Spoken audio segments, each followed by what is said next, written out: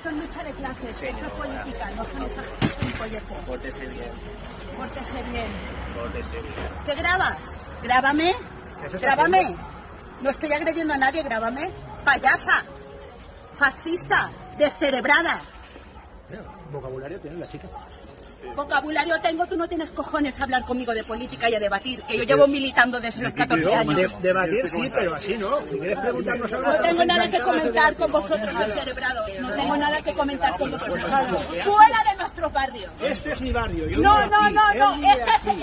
es el barrio. Esto es A ver, joder, título de esto es propiedad. lucha. Esto es nuestro título de propiedad. ¿No dices que es ¿Tú eres tuyo? gilipollas? No, eso no es mío. ¿Tú eres gilipollas? Hacer política de una vez. Nos enfrentaremos, no te preocupes que nos vamos a enfrentar. Y yo me voy a reír cuando estéis todos enterrados en cal.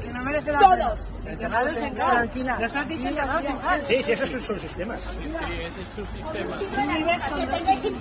Que tengáis impunidad completa de hacer todo lo que hacéis, no quiere decir nada. Impunidad. Enterrados en cal. Cuando estéis todos enterrados en cal, yo me voy a ir. Porque no los hago antes y enterrados en cal. Enterrados en cal, cuando estéis todos enterrados en cal. Ah, sí, una autoridad pública, enterrados en cal. Sí. Te lo repito, enterrados en cal. Repítelo. Te lo repito, enterrados en cal. Gracias, gracias.